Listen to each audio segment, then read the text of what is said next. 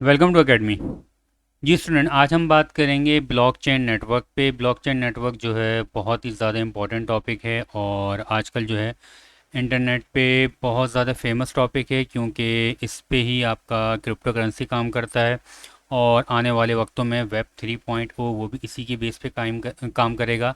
तो प्लीज़ इस कॉन्सेप्ट को ज़रा गौर से समझ लें। अगर आप इंटरनेट की वर्ल्ड में रहना चाहते हैं, इंटरनेट से आगे कुछ बेनिफिट लेना चाहते हैं अपनी लाइफ के अंदर, तो आपको ब्लॉकचेन नेटवर्क का कॉन्सेप्ट समझना बहुत ज़्यादा ज़रूरी है। थोड़ा टाइम निकाल के उसको ज़रा गौर से सुनिएगा।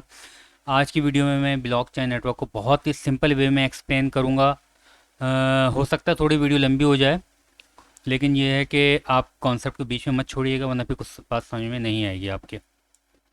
अच्छा देखें, ब्लॉकचेन नेटवर्क की जब भी हम बात करते हैं तो अक्सर व बेशतर आपने यूट्यूब पे जो भी वीडियोस देखी होंगी ब्लॉकचेन नेटवर्क से रिलेटेड, तो वो उसको क्रिप्टो करेंसी के ज़रिए समझाते हैं।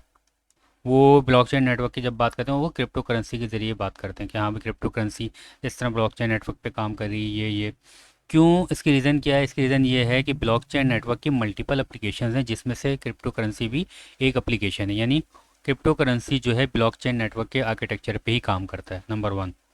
नंबर टू, वेब 3.0 की भी आप जब भी बात सुनेंगे वो भी उसमें भी ब्लॉकचेन का जिक्र आता है। तो मैंने भी ये वेब 3.0 की जब वीडियो बनाई थी अभी 2 दिन पहले, तो उसमें भी ब्लॉकचेन का मैंने जिक्र किया था। सही है। तो इसकी भी रीज़न क्या है? इसकी रीज़न भी यही है क्योंकि वेब 3.0 जो आ रहा है आने वाले दिनों में, ये भी आपका ब्लॉकचेन नेटवर्क पे काम करेगा। ब्लॉक चेन नेटवर्क, ऐसी क्या ख़ास बात है इसके अंदर? क्योंकि आने वाली फ्यूचर टेक्नोलॉजीज़ जो हैं सारी की सारी इस पे डिपेंड कर रही हैं। ऐसी रीज़न क्या है? तो इस चीज़ को आज हम गौर से समझेंगे।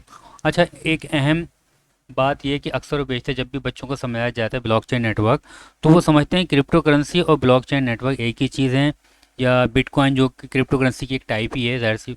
तो ये ब्लॉकचेन नेटवर्क नहीं है, जिससे मैंने यहाँ पे आपको बताया था। क्रिप्टो करेंसी डिफरेंट थिंग है, blockchain network is a different thing. हाँ, क्रिप्टो करेंसी ब्लॉकचेन नेटवर्क के आर्किटेक्चर पे काम करता है, जिस तरह वेब 3.0 भी इसके आर्किटेक्चर पे काम करता है। ओके जनाब, ब्लॉकचेन नेटवर्क की जाने मूव करते हैं। देखिए, ब्लॉकचेन नेटवर्क को समझने के लिए सबसे पहले आपको कॉन्सेप्ट सेंट्रलाइज और डिसेंट्रलाइज नेटवर्क का समझना पड़ेगा। देखिए, सेंट्रलाइज नेटवर्क क्या होता है, इसको बिल्कुल रियल लाइफ एग्जांपल में मैं आपको समझाता हूँ, ताकि ब्लॉकचेन में वो एग्जांपल सीधी सीधी फिट हो जाए। फॉर एग्जांपल, एक शॉप है। तो इस शॉप के पास शॉप शॉप वाले अंकल जो हैं उनका नाम एस है। सही है। उनके पास एक रजिस्टर है, लेजर जिसे कहते हैं या खाता जिसे कहते हैं। उनका ये डिजिटल ये उनका एक लेजर मौजूद है। वो क्या करते हैं अंकल कि भाई ये एक पार्टी ए है, एक पार्टी बी, सी, डी, ई और एफ, ये तमाम पार्टीज़ इनसे लेन देन करती हैं। तो अंकल क्या करते हैं, सबका रिकॉर्ड एक ही लेजर पे लिखते जाते हैं, लिखते जाते हैं, लिखते जाते हैं। सही है। और जब महीना ख़त्म होता है या 15 दिन जो इन लोगों का आपस में एग्रीमेंट है, जब वो एक ड्यूरेशन ख़त्म होता है सब लोग मिलकर आपस में हिसाब किताब कर लेते हैं। सही है ना? बड़ा बेहतरीन नेटवर्क चल रहा है। लेकिन अब मैं आपको इसके नुकसानात बताता हूँ। इसका पहला नुकसान ये है कि अंकल अगर चाहें, आपने क्या किया, जितने भी ये बंदे हैं इन सब ने अंकल पर ट्रस्ट किया और इनके हाथ में सारा रिकॉर्ड दे दिया। अब अंकल जब चाहें इस रिकॉर्ड के साथ टेम्परिंग कर सकते हैं, इस रिकॉर्ड को चेंज कर सकते हैं। सही है। तो अगर छोटा मोटा रिकॉर्ड हो तो हम बोलेंगे यार कोई मसला नहीं, करने दो। लेकिन कोई हमारा कोई ख़ास रिकॉर्ड हो, हमारी कोई साइंटिफिक रिसर्च हो, कोई बहुत ही इंपॉर्टेंट थिंग हो, तो आप किसी एक एक एडमिन के हाथ में ये चीज़ें दे दोगे तो वो नुकसानदेह हो सकता है। नंबर वन, पहला लॉस हो गया आपका। नंबर टू, दूसरा लॉस क्या है? दूसरा लॉस ये है कि अगर अंकल के पास ये जो खाता है, खाता बुक है या अकाउंट बुक है, या समझो कोई रिकॉर्ड बुक है, किसी वजह से खो जाए या ज़ाया हो जाए, तो इन सब लोगों का रिकॉर्ड क्या हो जाएगा? ज़ाया हो जाएगा, ख़त्म हो जाएगा। सही है। नंबर तीन, अंकल के पास ये बुक है, ये खाता बुक है, अंकल एक काम करें उठा के इनकम टैक्स वालों को दे दें।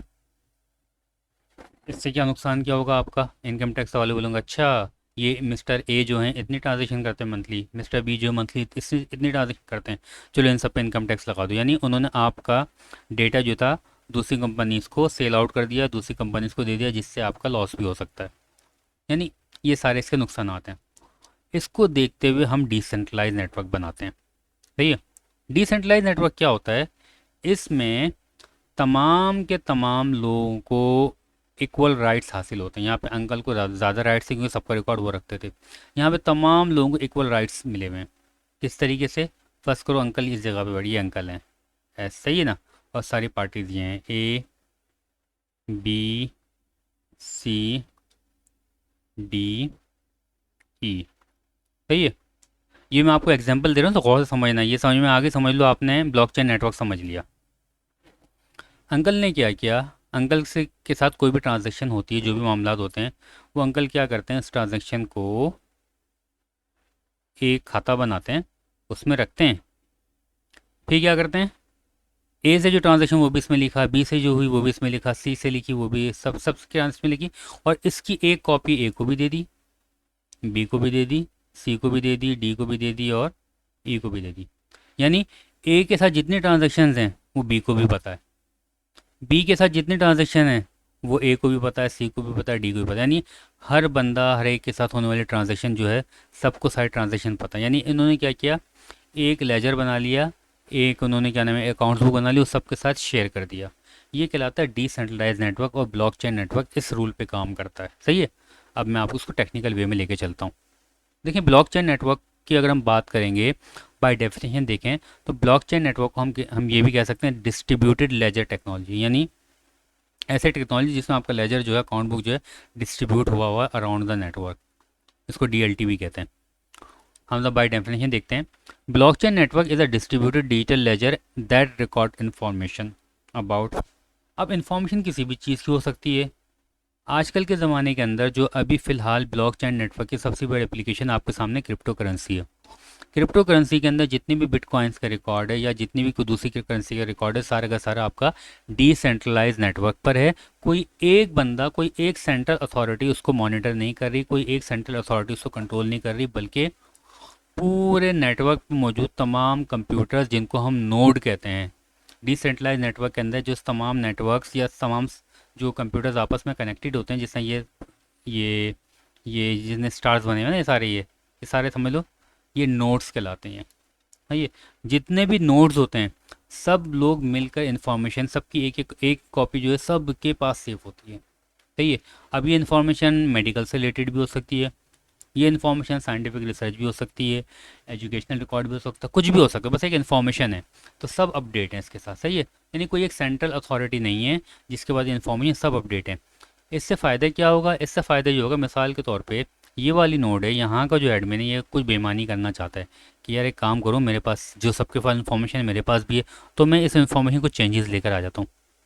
जब ये इस नोड वाला जो एडमिन है वो कोई चेंजेस लेकर आएगा ना, बाकी सबके पास तो एक एक कॉपी मौजूद है इसकी, सब अपने चेक जो भी चेंजेस आएंगी, जो तो इस चेंजेस को क्या नाम है अपना, ये ज़ाहिर से ही ब्रॉडकास्ट करने की कोशिश करेगा, जब ब्रॉड कि भाई यहाँ पे सब लोग एक्सेप्ट करो इस चीज़ को, बाकी सब लोग देखेंगे नहीं तुमने कैसे चेंजेस कर दी भाई, तुमने इसका मतलब हमारे पास जो कॉपी है उसके मुताबिक तो ये चेंजेस होने नहीं चाहिए, इसका मतलब है तुमने गलत काम किया, सब मिलके इसको किक आउट कर देंगे, यानी आपका डेटा सिक्योर रहेगा आपका।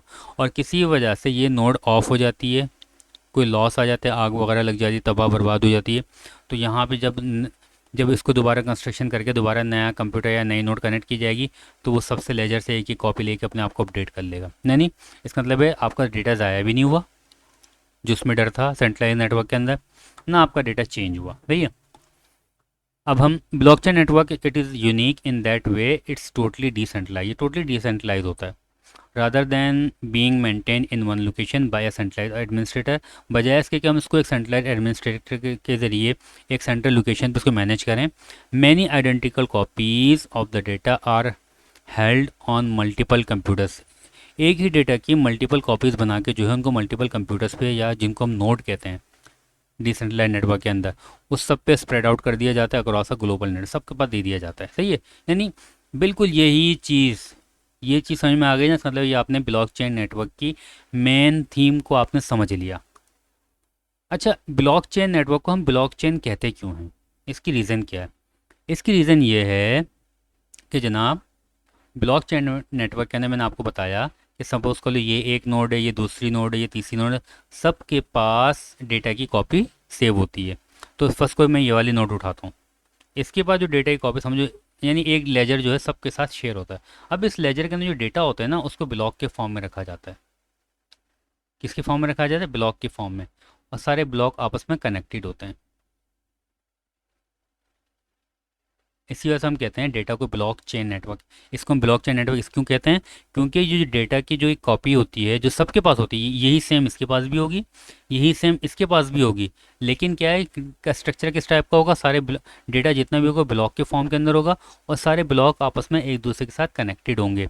अब कनेक्टेड का मतलब क्या फिजिकली कोई चीज़ बांध के रखेगी इनको? नहीं, ऐसा नहीं होता। इसमें मैं आपको बताता हूँ कि देखें, जब भी कोई नया डेटा आता है उसका एक ब्लॉक बनाया जाता है, ब्लॉकचेन। अभी मैं सारी जो है ना पूरी इसकी वर्किंग शुरू से आखिर तक बताऊंगा। अभी मैं खाली आपको ब्लॉकचेन की रीज़न बता रहा हूँ, बाकी पूरी वर्किंग बताऊंगा, डेटा कहाँ से आ गया, किस तरह कनेक्ट हो, सब चीज़ें आपको समझाऊंगा। ज़रा गौर से सुनते रहना। देखें, जब भी कोई नया डेटा आता है उसका एक ब्लॉक बनाया जाता है, सही है। फिर मज़ीद नया डेटा आया उसका भी ब्लॉक बनाया, फिर मज़ीद डेटा आता है उसका भी ब्लॉक बनाते हैं। ब्लॉक बनाने के बाद हर ब्लॉक को एक हैश असाइन किया जाता है, HASH हैश।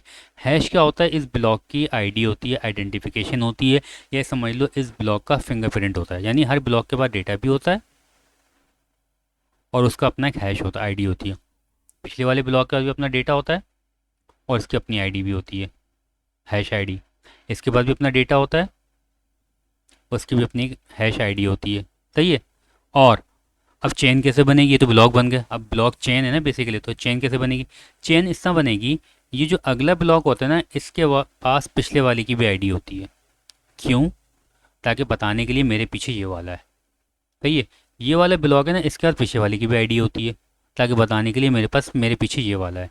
इससे फ़ायदा क्या होता है? इससे फ़ायदा ये तो गलती से कोई या कोई जानबूझ के इस डेटा को यहाँ से उड़ा दे, यानी डेटा को मैनिपुलेट कर दे, सही है। तो ये बोलेगा मेरे पास तो जो आईडी है, तो इसका मतलब ये वाला इसके पीछे आ गया, लेकिन ये इसको एक्सेप्ट नहीं करेगा। क्यों? बोलेगा नहीं, मेरे पास तो जो जिस ब्लॉक की आईडी थी वो ब्लॉक लेकर आओ, वरना सब कुछ डिस्कार्ड हो जाएगा, ख़त्म। यानी अगर आपने डेटा में चेंजेस करने की कोशिश की तो वो नोड जो है डेटा को वहाँ से डेटा ज़ाया हो जाएगा।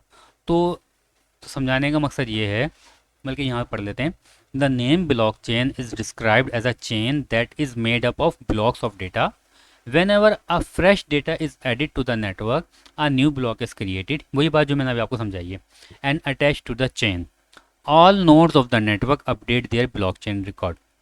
अच्छा, transactions are recorded in a blockchain with a cryptographic signature called hash। यानी एक सिग्नेचर या एक आइडेंटिफिकेशन या एक कोड उसको दे दिया जाता है, जिसे हम कहते हैं कोड। यानी हर ब्लॉक के पास ये तीन इंफॉर्मेशन होती हैं, डेटा, हैश यानी ब्लॉक की आईडी, और प्रीवियस हैश यानी प्रीवियस ब्लॉक की आईडी, ताकि हम चेन को बना सकें। अब मैं आपको लेके चल रहा हूँ बेसिकली ब्लॉकचेन नेटवर्क काम किस तरह करता है। इसको पहले पढ़ते हैं, फिर मैं आपको पूरा नेटवर्क समझाता हूँ, सही है। इसको तो पहले गौर से पढ़ना पहले। Blockchain transaction depends on the following three factors.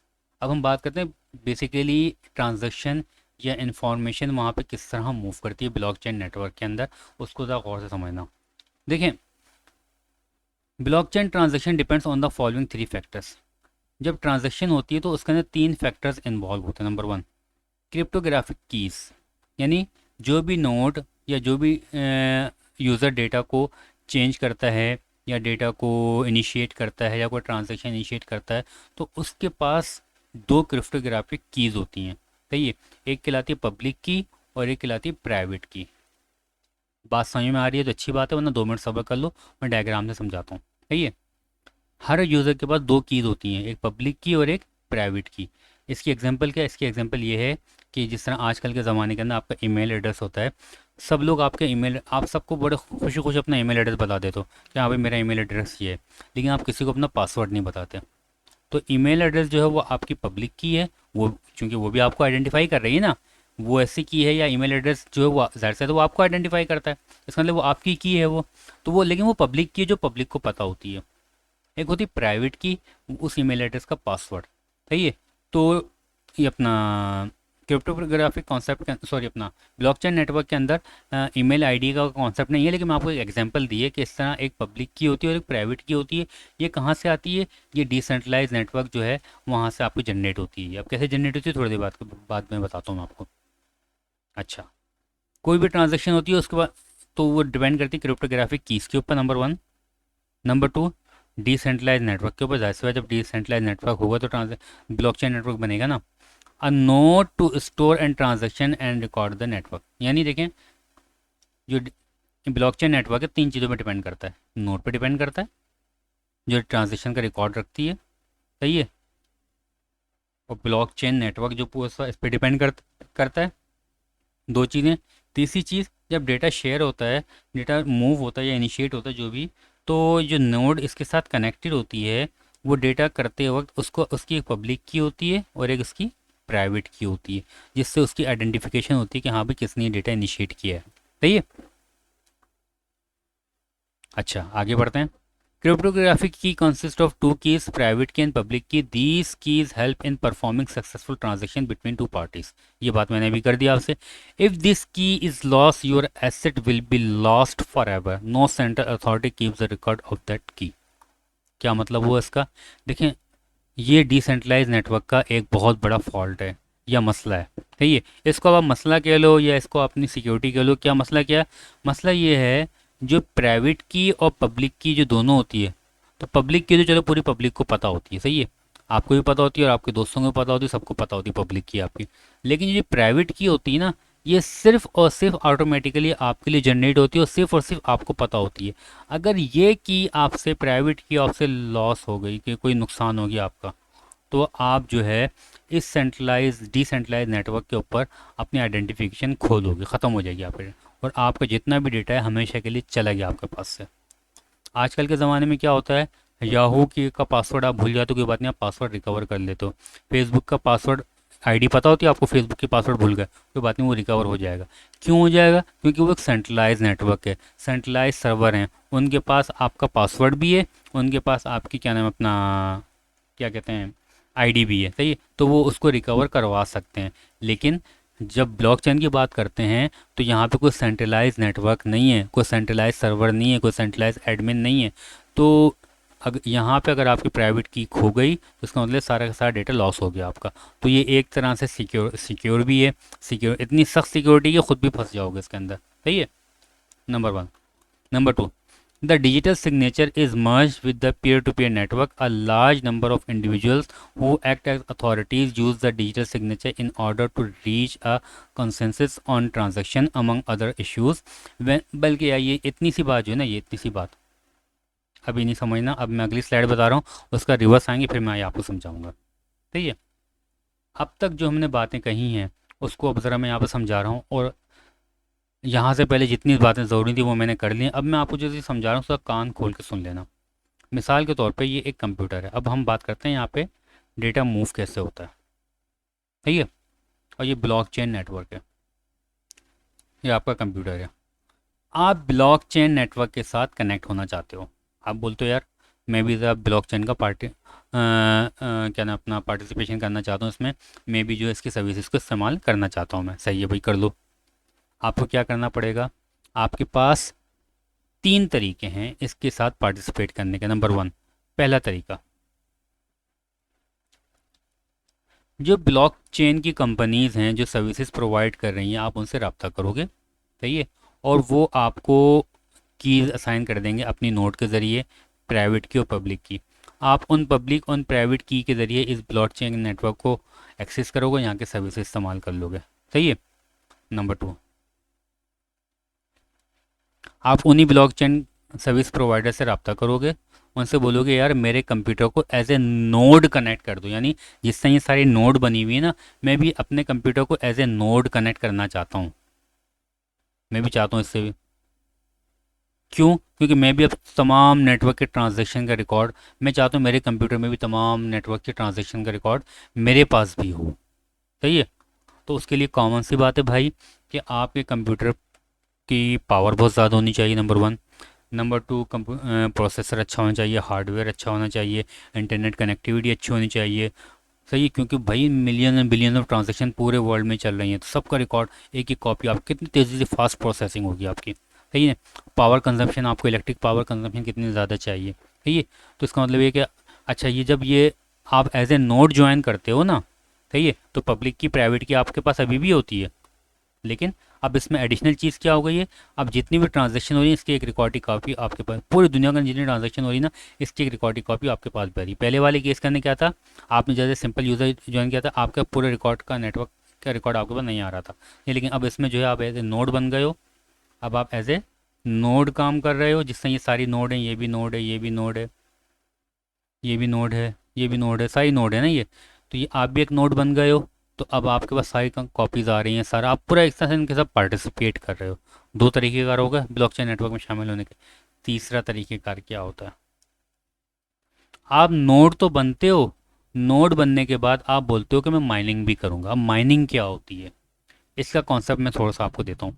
देखें फॉर एग्जांपल, अब आप बस बात सुनना ज़रा, फिर माइनिंग आपके पास समझ में आएगी। देखें, समझो आप एज ए नोड कनेक्ट हो गए, सही है।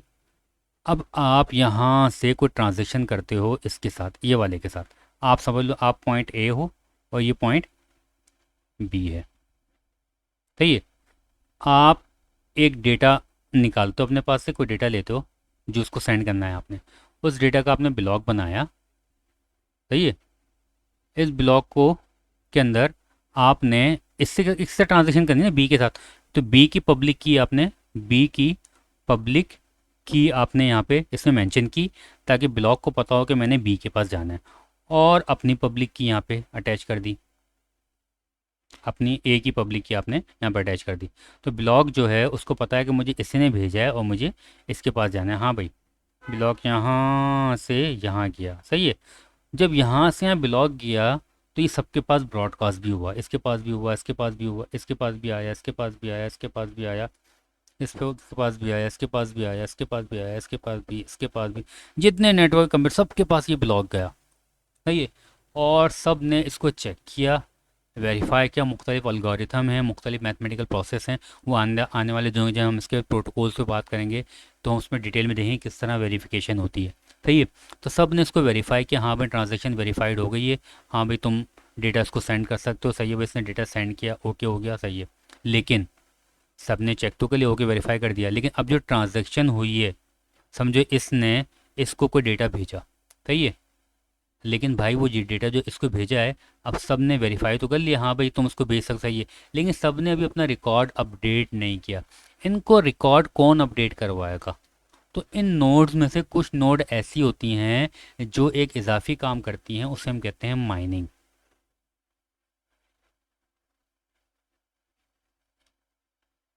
यानी ये भी नोड्स ही होती हैं, लेकिन ये एज ए माइनर काम कर रही होती हैं, क्योंकि ये माइनिंग का प्रोसेस करती हैं। माइनिंग का प्रोसेस क्या होता है, माइनिंग का प्रोसेस ये होता है, जो डेटा यहाँ से यहाँ ट्रांसफ़र हुआ, इसका ब्लॉक था, इस ब्लॉक को सबके अंदर ऐड करवाना है। लेकिन ऐड करवाने से पहले पहले मैंने आपको बताया था ब्लॉक के अंदर क्या क्या चीज़ें होती हैं। ब्लॉक के अंदर होता है, अब ज़रा गौर से सुनना, ब्लॉक के अंदर एक होता है डेटा, ये बताया था मैंने आपको। एक होता है ब्लॉक का हैश, ये जो हैश होता है, सीक्रेट कोड होता है, ये कहाँ से आता है, ये कौन जनरेट करता है, ये माइनर्स जनरेट करते हैं, माइनिंग करते हैं, ये सही है। ये एक क्रिप्टोग्राफिक कोड होता है, बिल्कुल यूनिक कोड होता है ये, सही है। और ये डिजिटल फॉर्मेशन के अंदर ये कोड होता है, और बहुत ही टफ मैथमेटिकल कैलकुलेशन के ज़रिए इसको जनरेट किया जाता है, सही। तो ये माइनर्स क्या करते हैं, एक हैश जनरेट करते हैं, और इस ब्लॉक को जो यहाँ से यहाँ ट्रांजेक्शन हुई है, जो डेटा ट्रांजेक्शन हुआ है, उसको असाइन करते हैं, और असाइन करने के बाद अब सबको अपडेट करते हैं, इसको भी अपडेट कर देते हैं, इसको भी करते हैं, इसको भी करते हैं, इसको भी करते हैं, सारे माइनर सबको अपडेट कर रहे हैं कि भाई इसको जो है, जो तुम्हारे पास सब जो इसके पास, इसको ये इसको अपडेट कर दिया, ये कि हाँ भाई जो तुम्हारे पास जो ये रिकॉर्ड है ना, उसमें ये ब्लॉक चेन नेटवर्क तुम्हारे पास बना हुआ है, सारे डेटा यूँ लगे हुए हैं, सारे डेटा लगे हुए हैं, तो इस ब्लॉक को भी यहाँ पे लगा लो अपने पास, सही है। अच्छा, अब अब सवाल पैदा ये होता है कि भाई आपने नोड बनाया, देखो आप चाहते तो अपने कंप्यूटर को सिंपल इस्तेमाल करके बाहर निकल जाते, लेकिन आपने नोड बनाया, वेरिफिकेशन के सिस्टम में आपकी नोड इस्तेमाल हुई, आपने माइनिंग का प्रोसेस बनाया, भाई तो आपको कितनी रकात का सवाब मिल रहा है। आप क्यों चाहोगे अपना आपका कंप्यूटर यूँ बने, आप बिला, क्योंकि कोई सेंट्रल अथॉरिटी तो है नहीं, देखें आजकल के ज़माने फेसबुक है वो अपने सर्वर लगाती रहते हैं, हमें क्या, हमें इससे क्या गर्ज है, हमें तो कोई गर्ज नहीं होती ना, क्योंकि बिजली उनकी कंज्यूम हो रही है, उनका काम है वो जाने, उनके एम्प्लॉई हैं जो जाने, हम नहीं लगा रहे। लेकिन डिसेंट्रलाइज नेटवर्क के अंदर अगर हम अपना कंप्यूटर साथ में अटैच कर रहे हैं तो हमें कितनी रकत का सवाब मिल रहा है। तो जनाब ये जो माइनिंग वाला प्रोसेस होता है ना, जिसमें आप कैलकुलेशन करते हो, जिसमें आपका कंप्यूटर इस्तेमाल होता है, जिसमें आपके हार्डवेयर रिसोर्सेज लग रहे होते हैं, सही है, तो आपकी इलेक्ट्रिक पावर आपकी कंज्यूम हो रही होती है, तो इसके बदले में आपको डिसेंट्रलाइज नेटवर्क इंसेंटिव देता है इन the form of crypto currency. यानी आपके क्रिप्टो करेंसी यहाँ से जनरेट होती है, तो इसी वजह से ये कहलाते हैं माइनिंग। ये यानी ये माइनर्स कहलाते हैं और ये माइनिंग का प्रोसेस करते हैं। माइनिंग कान कुन जो होते हैं ना, उर्दू में कान कुन कहते हैं, जो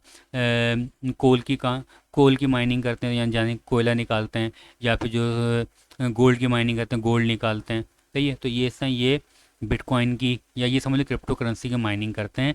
क्यों क्यों किस तरह करते हैं? क्योंकि ये अपने हार्डवेयर रिसोर्सेज कंज्यूम करते हैं, ये अपनी इलेक्ट्रिकल पावर कंज्यूम करते हैं इस सारे प्रोसेस को वैलिडेट करने के लिए। अब हम बात करते हैं, mining is a process by which transaction are validate using special hashing process. यानी एक स्पेशल हैशिंग प्रोसेस किया जाता है जिससे हैश टैग बनाए जाते हैं और तमाम डेटा को असाइन किए जाते हैं। The people who do this are called miners. Node, अच्छा नोड क्या होती हैं? अ सर्वर और storage devices which store the entire blockchain. Node क्या होती हैं? ब्लॉकचेन डेटा को खाली अपने पास स्टोर करती हैं, ये माइनिंग नहीं करती हैं, सही है। तो ये जो माइनर्स होते हैं, नोड भी होते हैं प्लस माइनर्स भी होते हैं। ये सिंपल क्या है, ये नोड है, इनको भी कुछ ना कोई रिवॉर्ड मिलता है, लेकिन इनको ज़्यादा मिलता है क्योंकि इनके ज़्यादा रिसोर्सेज इस्तेमाल होते हैं। अच्छा, and run the client software that record all data transaction and synchronise it across the blockchain network. अच्छा, miners add blocks in blockchain network. Miners जो होते हैं ना, ब्लॉक्स को ऐड करवाते हैं पूरे नेटवर्क के अंदर। जो जो अपनी नोट्स थी ऐड नहीं करवानी, सिर्फ वैलिडेट कर रही, चेक कर रही थी कि हाँ भाई ये तुम ये कर सकते हो नहीं कर सकते। लेकिन इन्होंने क्या किया था, चेक तो किया था इस ट्रांजेक्शन को, लेकिन इन्होंने वैलिडेट ऐड नहीं किया था इन्होंने, सही है। तो लेकिन माइनस जो है वैलिडेट करवाते हैं और ऐड करवाते हैं, सही है। Miners are hashing function to generate hash code and get reward in the form of digital currency. Different services use different hashing algorithm. Different algorithm इस्तेमाल होते हैं, जिस तरह बिटकॉइन की केस के अंदर एक अलगोरिथम इस्तेमाल होता है जिसे हम कहते हैं SHA-256 हैश अलगोरिथम। इस तरह वेब 3 के केस में दूसरा इस्तेमाल होता होगा। इथेरियम जो आपका कॉइन है उसके केस में जो उसका अलगोरिथम है, उसका ध्यान में नाम नहीं आ रहा, पता नहीं क्या था, भरा भूल गया। ओके, यानी डिफरेंट अलगोरिथम। अब यहाँ पे ये बात पढ़ दो, the digital signature is merge with the peer to peer network. यानी जब पीयर टू पीयर नेटवर्क, इसमें डिजिटल सिग्नेचर आपका मर्ज किया जाता है, अटैच किया जाता है, वो कौन सा जनरेट करता है? वो आपका माइनर जनरेट करता है, सही है। A large number of individuals who act as a authorities use the digital signature. जितने भी लार्ज नंबर ऑफ जो नोड्स हैं जो कि क्या नाम है अपना अथॉरिटीज़ के तौर पे एक्ट करते हैं, यानी इसको चेक करने के लिए एक्ट करते हैं, वो किसको चेक करें? बेसिकली वो आपके डिजिटल सिग्नेचर की बेस पे सारे काम कर रहे होते हैं, और वो जनरेट कौन करता है? वो माइनस कर रहे होते हैं।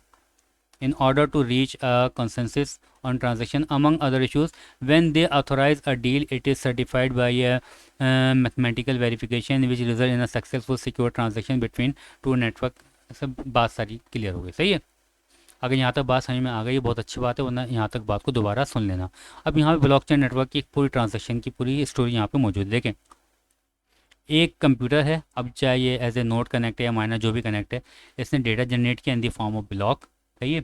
ये ब्लॉक गया, ये सारी नोड्स के पास गया, नोड्स ने इनको चेक किया, वैलिडेट किया, वैलिडेट करने के बाद हाँ पे ट्रांजेक्शन हो गई। इस ट्रांजेक्शन को फिर जो है माइनर्स के पास आई, माइनर्स ने जो है यहाँ पे हैशिंग का प्रोसेस किया। हैशिंग का प्रोसेस करने के बाद जो ब्लॉक में ऐड करवा दिया, और ये ब्लॉक जो है तमाम लोगों के पास ये दोबारा अपडेट हो गया, सारी नोड्स के पास ये ब्लॉक जाके अपडेट हो गया, पूरा ब्लॉकचेन नेटवर्क पूरा अपडेट हो गया यहाँ पे, सही है। ये पूरा प्रोसेस है। अब ये जो आपका डिसेंट्रलाइज नेटवर्क है, by distributing identical copies of database across an entire node network, blockchain makes it difficult to hack or cheat the system। सही है, बात सही कह रही है। security mechanism is assured by applying voting method। blockchain allows its node to submit votes to check data validity। अच्छा, ये एक बात मैं आपको बताना भूल गया, जब मैंने आपको यहाँ पे कहा था कि भाई, बल्कि यहाँ पे आ जाओ, हाँ, सारे नोट्स मिलके जो है ना, जब यहाँ से ट्रांजैक्शन होती है, सारे नोट्स चेक करती हैं कि हाँ भाई ट्रांजैक्शन वैलिड है या नहीं है, सही है। तो ये क्या करते हैं, आपस में वोटिंग करते हैं। वोटिंग करते हैं, मेजॉरिटी ऑफ द नोड्स जब कह देती है हाँ भाई ये ओके है। देखो समझो इस पूरे नेटवर्क में 100 नोड्स हैं, ठीक है। 100 के 100 नोड्स का जवाब आना ज़रूरी नहीं है, सही है। अगर 51, 52, 50 यानी 50% से अबव नोट्स का जवाब आ गया, इसका मतलब क्या हो गया, मेजॉरिटी कह रही है हाँ भाई डेटा ओके है।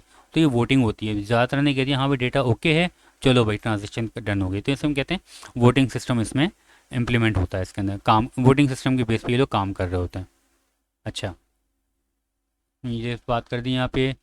Security mechanism assured by applying voting method. Blockchain network allows nodes to submit votes to check data validity.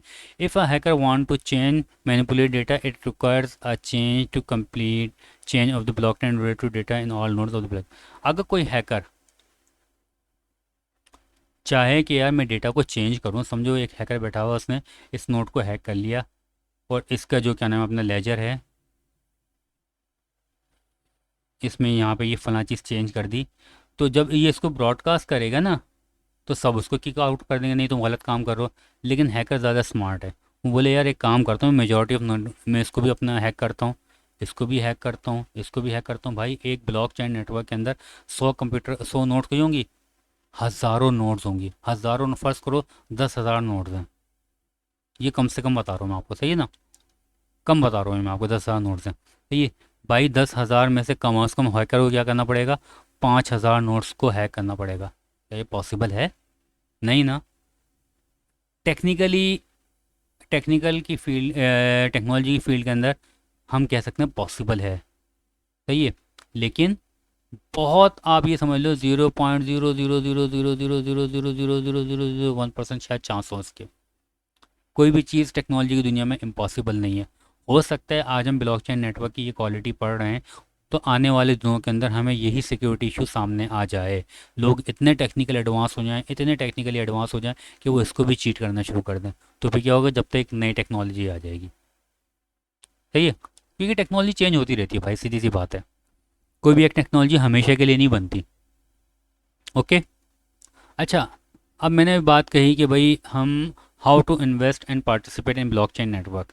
अब मैंने आपको कहा कि वो कंपनीज़ हैं जिनके ज़रिए आप, डिसेंट्रलाइज नेटवर्क की कंपनीज़ हैं, सॉफ्टवेयर हैं, वो इस्तेमाल करते हो, उसमें पार्टिसिपेट करते हो। आप इस बारे में मज़ीद कुछ सीखना चाहते हो ना, तो ये दो वेबसाइट्स हैं, ECCouncil.org और दूसरी blockchainCouncil.org। इनकी ये लोग सर्टिफिकेशंस करवाते हैं ब्लॉकचेन नेटवर्क